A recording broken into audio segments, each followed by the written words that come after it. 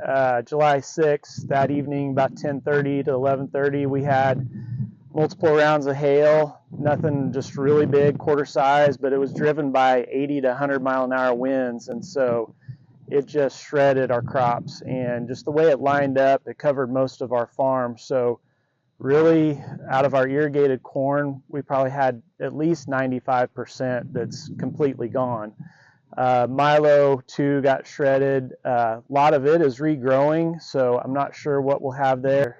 There's still yield potential out here, and I think Milo is kind of like, well, it isn't like wheat in that you got to kill it a few times. I'd rather not try to hurt it, but it does show resilience that like a wheat crop would, that, and it's coming back, and I think there's a chance to harvest something here.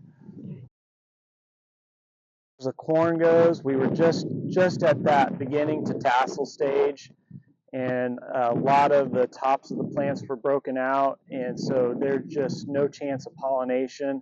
Plus, there's just no foliage left, and you got to have those solar panels out there to catch the sun to drive yield. So that's where we were at. It was looking really good. The crop was looking great. We were taking plant weights, and it was indicating that it was going to be a really good crop.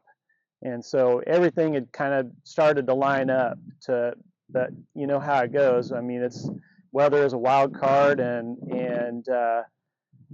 with the rain, sometimes you get the rough weather, and really we've avoided a lot of rough weather for a while, but it's tough to see and put all that effort and time into it, and then have it destroyed. But we're still feeling blessed though.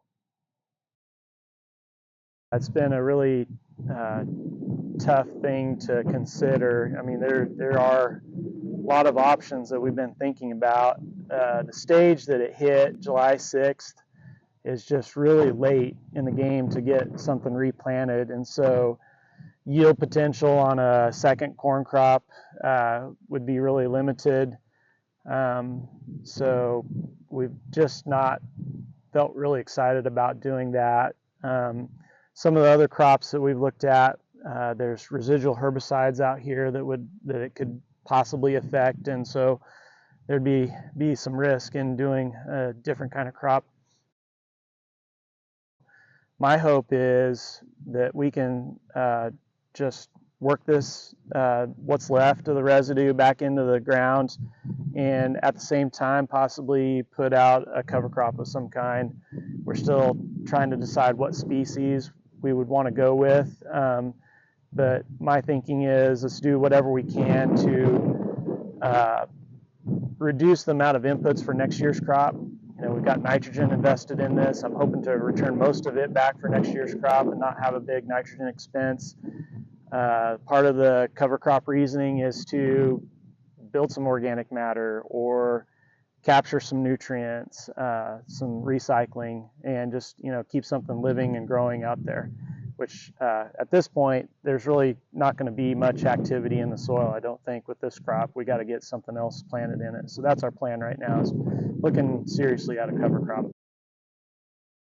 The big thing that's been on my mind the last year and a half is soil health, and just promoting an active, growing, healthy microbial community in the soil. I think a big part of that is focusing on soil health, and maybe a little bit more diversity than just a corn on corn rotation. I know our industry, though, in Southwest Kansas is heavily dependent on the crops that we, you know, the sorghum, the corn that we produce. So there is a big industry based on that, and there's a huge demand for that. And it may be, what can we do to incorporate for cover crops that help support that, but help take away some of those big problems that we have to deal with.